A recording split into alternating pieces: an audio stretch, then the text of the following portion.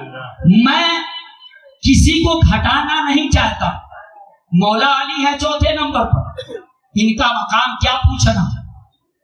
مسلمانوں اس سے پہلے 3 کے 3 اب گئے, صدیق اکبر چلے گئے, فاروق اعظم چلے گئے, عثمان غنی چلے گئے. میرے آقا نے فرمایا تھا انا مدینۃ العلم وعلی بابها, میں علم کا شہر ہوں, علی اس کے دروازہ ہیں. پتا چلا مسلمانوں دروازہ ضرور ہوتا ہے مگر دروازہ ویسے کہیں نہیں ہوتا, دروازہ تو کسی مکان میں لگتا ہے, اور جب دروازہ مکان میں لگتا ہے تو مکان کب ہو مسلمانوں, پہلے بنیاد ہو, پھر دیوار ہو, پھر چھت ہو, اور جب دروازے کی باری آتی ہے پتا چلا ان تینوں کی حیثیت بنیاد اور دیوار اور چھت کی تھی. ان تینوں میں سے کوئی بنیاد رہا اور کوئی دیوار رہا, کوئی چھت رہا. مدینۃ العلم ہے, علی مرتضیٰ ہیں. آقا نے فرمایا تھا انا مدینۃ العلم وعلی بابها, میں علم کا شہر ہوں اور علی اس کے دروازہ. سبحان اللہ سبحان اللہ. میں علم کا شہر اور علی اس کے دروازہ. میرے آقا نے اس میں باپ کہا ہے, باپ. آپ اس پہ غور کیجئے پتا چلے گا.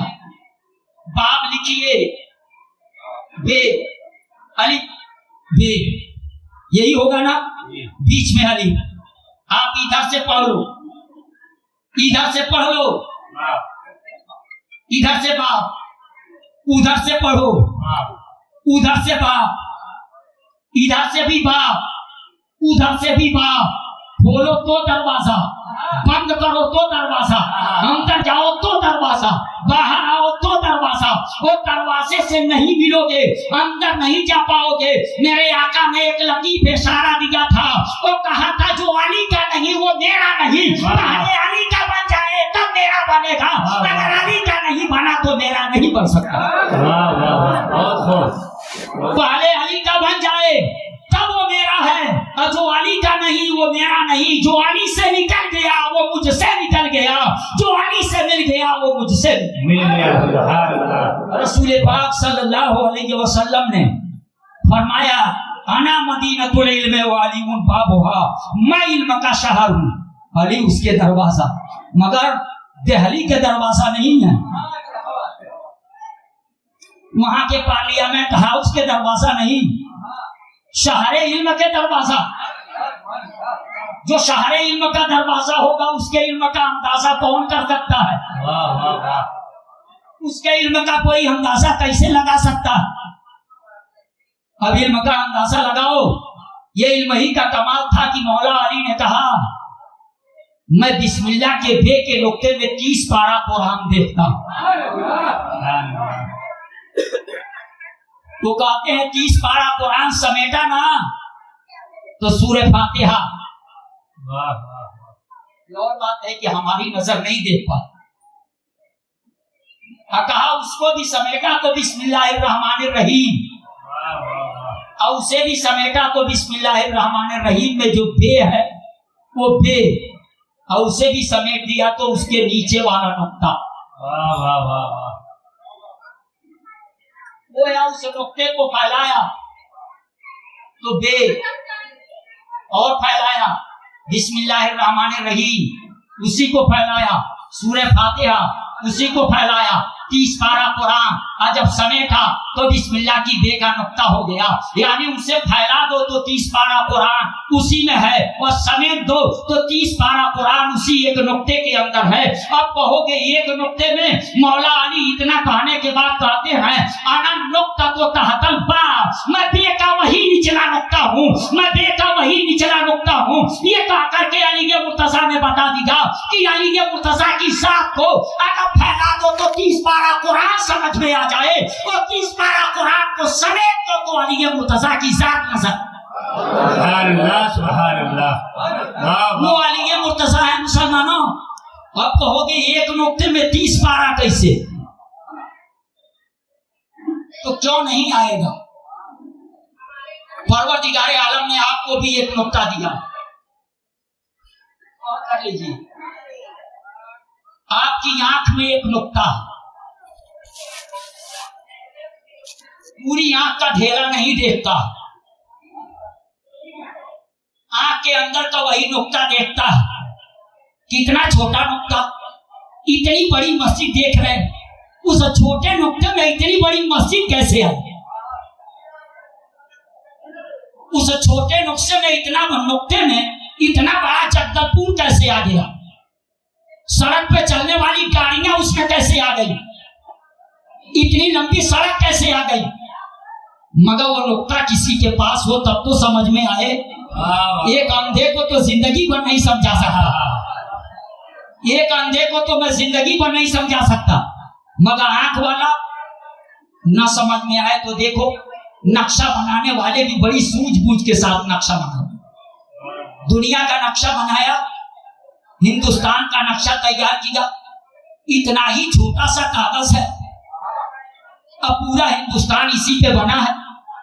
इतने छोटे से कागज पे पूरा हिंदुस्तान का नक्शा बना दिया, और उसमें छोटा छोटा नुक्ता है, ये दिल्ली, ये हिंदुस्तान की राजधानी दिल्ली, ये छत्तीसगढ़ की राजधानी रायपुर, ये उत्तर प्रदेश की राजधानी लखनऊ, एक एक नुक्ता रखा हुआ, लिख दिया ये हिंदुस्तान की राजधानी दिल्ली। जो दिल्ली नहीं देखा है वो कहाँ जाने कि इस नुक्ते में दिल्ली कैसे है, मगर जो दिल्ली देखा है, जैसे ही नक्शे में नुक्ते पे नजर पड़ेगी कि ये दिल्ली है, तो तुरंत तो उसको नजर आएगा इसी में लाल किला है, इसी में जामे मस्जिद है, इसी में गेट ऑफ इंडिया है, इसी में पार्लियामेंट हाउस है, इसी में चोर बाजार है, इसी में शहरें हैं, इसी में सड़कें हैं, इसी में मार्केट है, इसी में सब कुछ है। मुसलमानों नुक्ते में सब उसको नजर आएगा ना। तो मौला अली ने मुसलमानों इस दुनिया में आने के बाद न माँ को पहले देखा, न बाप को पहले देखा, न दादे को पहले देखा, न अपनी जन्मभूमि को पहले देखा, अगर सबसे पहले देखा तो रब के महबूब को देखा, और जिस आंख में रब के महबूब को देखा हो, मुसलमानों जैसे ही के नुक्ते पे नजर पड़ती है, पूरा कुरान उसको नजर आता है। नारे तकबीर, नारे रिसालत, ज़िक्र शुहदाए करबला, नारे तकबीर, सुभान अल्लाह, सुभान अल्लाह। पूरा कुरान उसी में उसे नजर आता है। बेशक वो है अली मुर्तज़ा। इधर से देखा तब भी बाप, उधर से देखा जब भी बाप। क्या नाम भी, क्या नाम दिया है अली। जानते हैं लफ्ज को बेमाना करना होता तो बड़ा आसान तरीका है, पहले हक को हटाओ।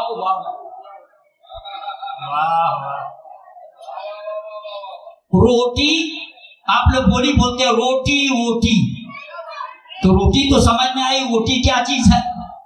चाय वाय, तो चाय तो समझ में आई, वाय क्या चीज है।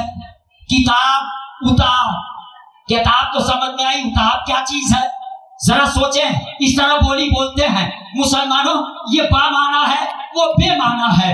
बेमाना बनाने के लिए यानी उसका कोई माना नहीं हो जाता, मुसलमानों वो बेमाना हो जाता, वाव लगाया जाता।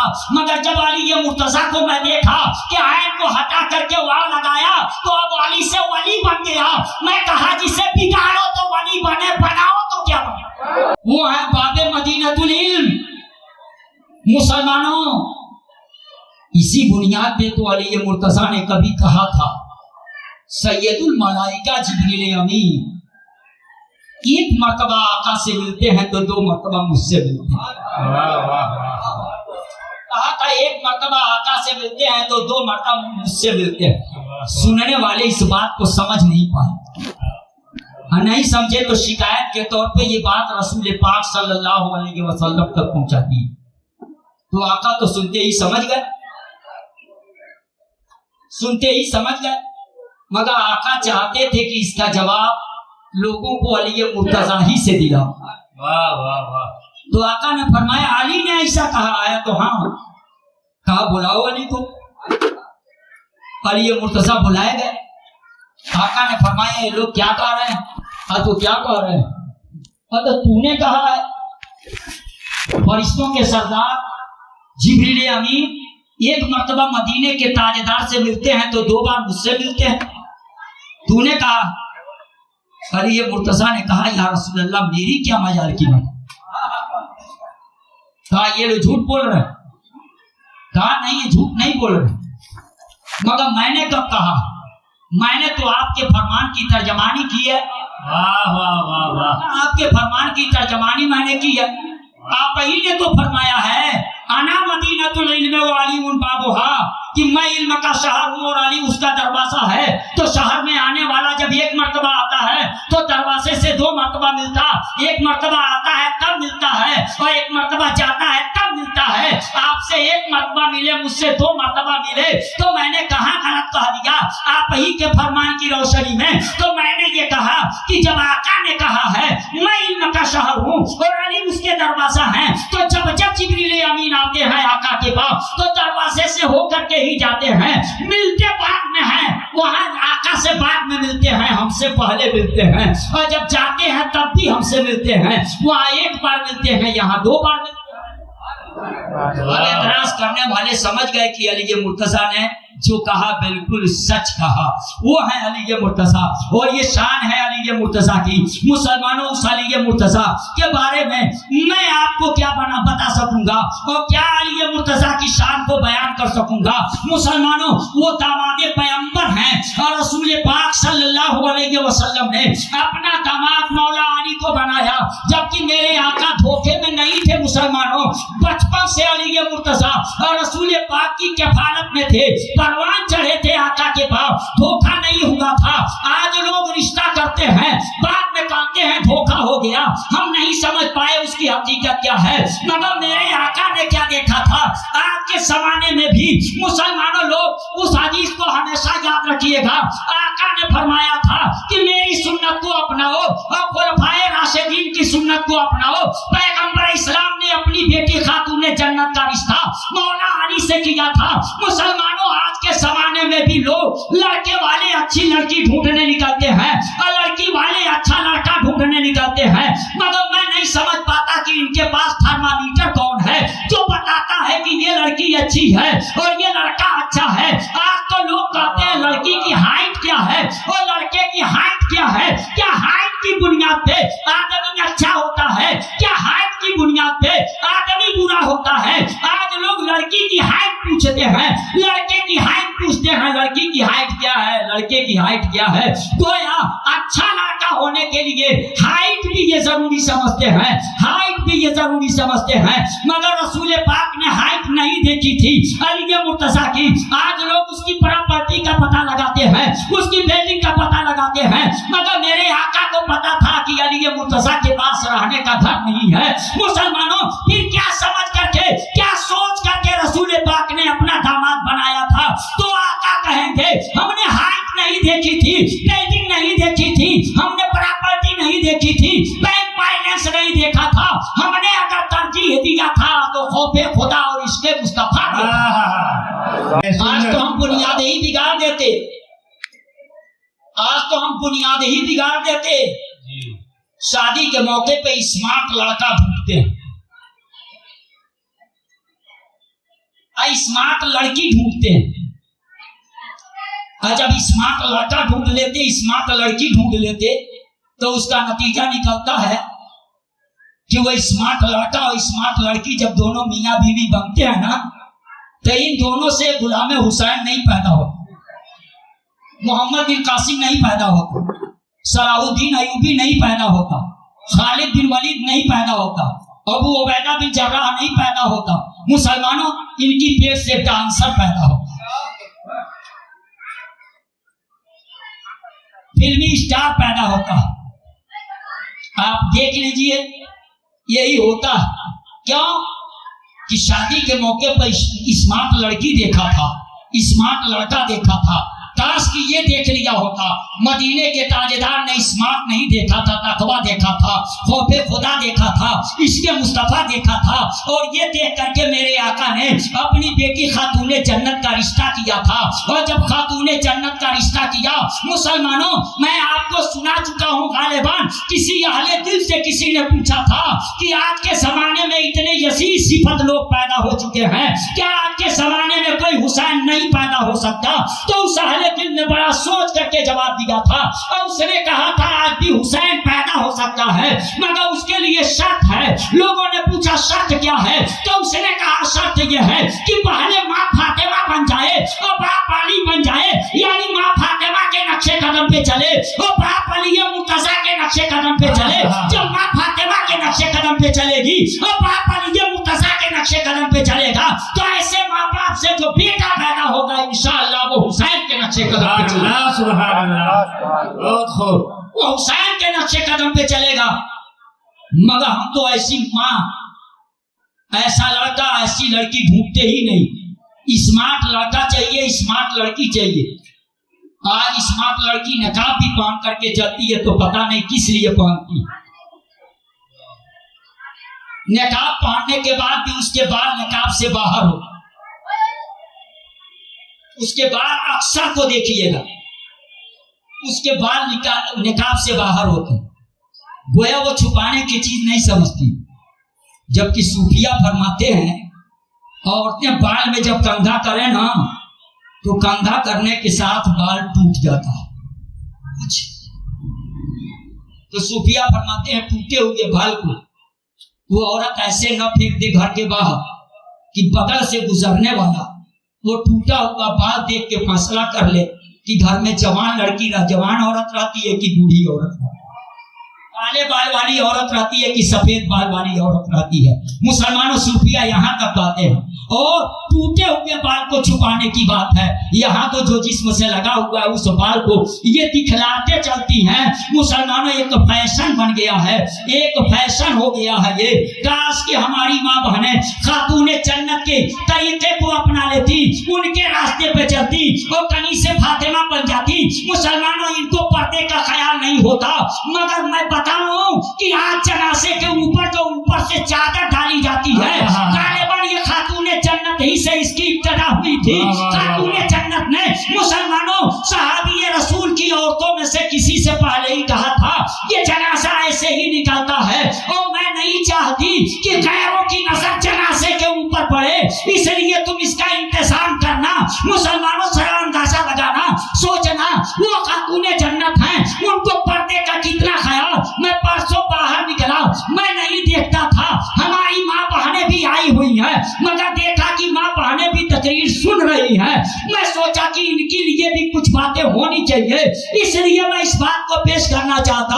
ایک بھی اسلامی بہن نے اگر اسے اختیار کر لیا تو مسلمانوں یہاں کی اسلامیہ کمیٹی کو یہ جلسہ کرانا راس آ جائے گا. انشاءاللہ یہی ہماری اور آپ کی نجات کا سبب بنے. سبحان اللہ, بہت خوب. خاتون جنت علی مرتضیٰ سے یہ کہی تھی کہ میرے جنازے کے لیے آپ اعلان نہ کیجئے گا, اعلان نہ کیجئے گا, میرا جنازہ رات میں نکالیے گا, جنازہ رات میں نکالیے گا. آج آپ لوگ 10 روزہ پروگرام کر کے ان کی یاد میں بیٹھتے ہیں, یہ نہ سمجھیے گا کہ کوئی آسان آپ نے کی نہیں. آپ دیکھیے کہا میرا جنازہ رات میں نکالیے گا اور کاغذ کا یہ ٹکڑا لے لیجیے, یہ کاغذ کا ٹکڑا میری قبر میں رکھ دیجیے گا,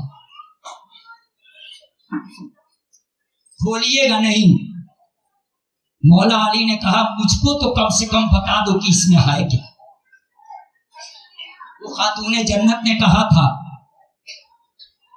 نکاح کے وقت 400 مسکال چاندی جو مہر کی بات آئی تھی, جب آقا نے کہا تھا تجھے یہ منظور ہے تو میں نے کہا علی ہم کو منظور ہے, مگر جب رشتہ رب نے طے کیا ہے تو یہ مہر دین صرف اتنا منظور نہیں.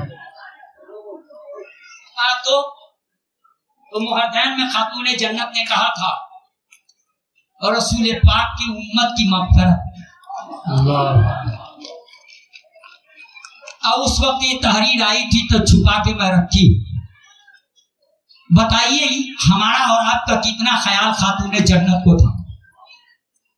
آپ چند دن اگر بیٹھ گئے, اپنی معمولی کمائی آپ نے لگا دی تو آپ نے کوئی آسان نہیں کیا. مسلمانوں ذرا سوچنا, وہ خاتون جنت ہیں اور وہ علی مرتضیٰ ہیں، وہ خاتون جنت ہیں۔ مسلمانوں جب علی مرتضیٰ اور خاتون جنت جب ان کی زندگی کو آپ دیکھیں گے مسلمانوں ویسے امام حسین نہیں ہوتے ہیں۔ علی مرتضیٰ کا مقام مسلمانوں علی مرتضیٰ جیسا نمازی نہیں دکھلا سکتے، علی مرتضیٰ جیسا نمازی نہیں، علی مرتضیٰ ہی وہ نمازی ہیں کہ مسلمانوں انہی کے لیے صرف ڈوبا ہوا سورج پکایا گیا ہے، کوئی اور نمازی نہیں جس کے لیے ڈوبا ہوا سورج پکایا گیا ہو۔ یاد کرو اس صحابہ کی وادی میں جب رسول گرامی وقار صلی اللہ علیہ وسلم نماز پڑھ چکے تھے، علی مرتضیٰ وضو کر چکے تھے، وہ نماز پڑھ چکے تھے، یہ وضو کر چکے تھے۔ آقا آ کر کے آرام کرنے لگے، سورج غروب ہونے لگا، سورج ڈوبنے لگا، اور ڈوبنے والا سورج زبان حال سے کہہ رہا تھا علی جلدی کرو، میں ڈوبا تیری عصر کی نماز چلی جائے گی۔ تو ڈوبنے والا سورج یہ کہہ رہا تھا، مگر علی مرتضیٰ باب مدینۃ العلم ہے، علی مرتضیٰ کو فیصلہ کرنے میں دیری نہیں لگی، اور علی مرتضیٰ نے کہا تو ڈوب رہا ہے ڈوب جا، یہ نبی نماز لایا ہے، جس نماز کے لیے تو کہہ رہا ہے اس نماز کو یہ آقا لائے ہیں، وہ نماز آقا کو نہیں لائی ہے، آقا اس نماز کو لائے ہیں، اس لیے آقا کے لیے نماز قربان ہو یہ ہو سکتا ہے، کیونکہ ادھر محبت کا معاملہ ہے اور ادھر عبادت کا معاملہ ہے، عبادت قضا ہو تو اس کی قضا کی جا سکتی ہے، مگر محبت اگر قضا ہو گئی تو پھر اس کی کوئی ادا نہیں ہے، اس لیے تو ڈوب رہا ہے ڈوب جا۔ مسلمانوں سورج غروب ہو گیا، مگر سورج غروب ہونے کے بعد قیامت تک کے مسلمانوں کو ایک پیغام علی مرتضیٰ دے رہے ہیں، آنکھوں سے آنسو کی لڑیاں جاری ہیں، وہ بتا دیا مولا علی رسول پاک کی اطاعت میں ہے،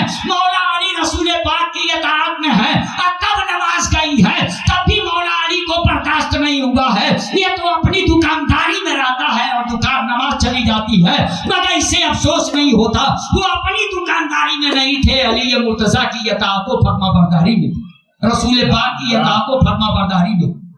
عصر کا وقت چلا گیا، آنکھوں سے آنسو آئے، پیغمبر اسلام نے آنکھوں کو کھولا، کیا بات ہے؟ علی مرتضیٰ نے بیان کیا، کہا نماز قضا ہو گئی، نماز قضا ہو گئی، تو رو رہے ہو اس کے لیے؟ کہا آقا اس کے لیے نہیں رو رہا کہ دنیا مجھ کو کہے گی کہ علی کی نماز قضا ہو، اس کے لیے نہیں رو رہا، رو اس لیے رہا ہوں کہ جب یہ مؤلف لکھے گا علی کی نماز قضا ہوئی تو دنیا سوال کرے گی کیوں ہوئی، تو مورخ بتائے گا نبی کی وجہ سے ہوئی، میں اس کے لیے رو رہا ہوں۔ یہ کیسے ایک عاشق گوارا کرے گا کہ نبی کے لیے اور نماز قضا ہو گئی، میں اس کے لیے رو رہا ہوں۔ آقا نے کہا علی قضا نہیں ادا پڑھو گے، ڈوبے ہوئے سورج کی طرف اشارہ کیا، اور جب ڈوبا ہوا سورج نکلا تو کدھر سے نکلا تھا؟ پچھم سے نہ، تبھی تو بریلی کے تاجدار نے کہا سورج الٹے پاؤں پلٹے، سورج الٹے پاؤں پلٹے، چاند اشارے سے ہو چار، عمدے نجدی دیکھ لے قدرت رسول اللہ کی، عمدے نجدی دیکھ لے قدرت رسول اللہ کی۔ میرے آقا کی انگلی اٹھی، ڈوبا ہوا سورج نکلا، کدھر سے؟ پچھم سے۔ جب پچھم سے نکلا تو قرآن کی آیت ہم کو یاد آئی، پچھم سے سورج نکلا نا تو قرآن کی آیت یاد آئی کہ جب حضرت ابراہیم علیہ السلام سے ظالم نے کہا تھا کہ تیرا خدا کون ہے، تو انہوں نے کہا میرا خدا وہ ہے جو سورج کو پورب سے نکالتا پچھم میں ڈوبا۔ فَإِنَّ اللَّهَ يَأْتِي بِالشَّمْسِ مِنَ الْمَشْرِقِ فَأْتِ بِهَا مِنَ الْمَغْرِبِ۔ ایک جلیل القدر پیغمبر نے کہا تھا رب وہ ہے جو سورج کو پورب سے نکالتا پچھم میں ڈوباتا۔ اگر رب ہے تو اس سورج کو پچھم سے نکال دو، فاتے بہا من المغرب، لا تو اس کو مغرب سے۔ گویا ایک جلیل القدر پیغمبر نے طے کر دیا ہے کہ سورج کو پچھم سے نکالنے کا پاور صرف خدا کو ہے، اور صحابہ کی وادی میں خدا کی انگلی نہیں مصطفیٰ کی انگلی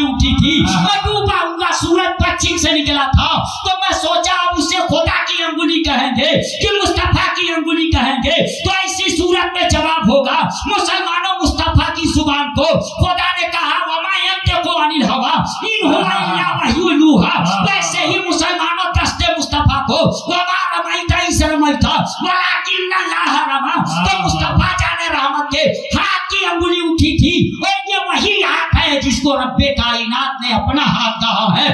करिश्मा को देख लीजिए, और रब ने फरमाया है मेरे मुस्तफा वहाँ बैत के वक्त जिन तुम्हारे हाथों पे लोगों का हाथ गई वो मेरे हाथ पे था। तो दस्ते मुस्तफा को खुदा का दस्त कहा। मुसलमानों उसी की अंगुली उठे थी, डूबा हुआ सूरज पलट के आ गया आया, और जब डूबा हुआ सूरज पलट करके आया तो चूंकि मुसलमानों साहिबा की वादी में वैसे ही थोड़ो न थे, इस सैरो तफरीह थोड़ो न कर रहे थे, जंग का मामला था, दुश्मनों की फौज थी।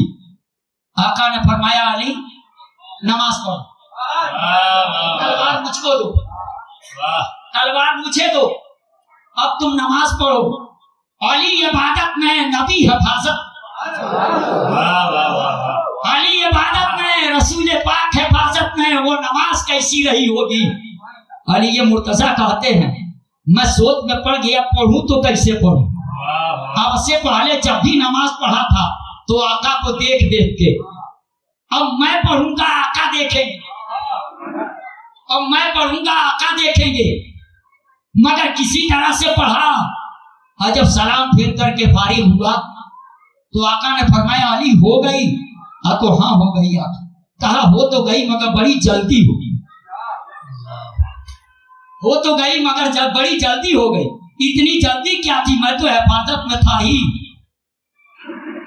सूरज निकला ही था तेरे लिए, चाहे जितनी देर पढ़ते। ये तो निकलता है तो दुनिया को टाइम मालूम है, इतना बज के इतना मिनट पे निकलेगा और इतना बज के इतना मिनट पे डूब जाए, मगर वो किसी का दिमाग नहीं काम करेगा कि वो कितने देर रहेगा। हाँ बस इतना कहा जाएगा निकला किस लिए, तो अली की नमाज के लिए निकला। अली जब तक पढ़े 100 घंटा लग जाए, जब तक पढ़े उसी लिए निकला। तो ऐसा नमाजी दिखलाओगे। अब कहना जो नमाज की आड़ में शिकार करते हैं तो उनसे कहना कि अली मुर्तजा जैसा नमाजी नहीं, मगर अली मुर्तजा ने साहबा की वादी में बता दिया था इसके मुस्तफा मुकद्दम है, इबादत मुअक्खर है, और रसूल पाक के इश्क में था, इसके मुस्तफा में सूरज डूब रहा था देखा, मगर नबी की मोहब्बत को मैं मजरूह नहीं होने दिया ताकि आराम में खलल नहीं पड़े।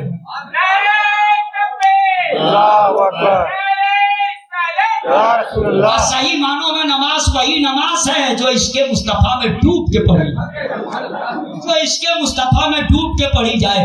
अगर इसके मुस्तफा नहीं तो नमाज नमाज नहीं। मुसलमानों वो अली के मुर्तजा हैं, उस अली के मुर्तजा की शान क्या।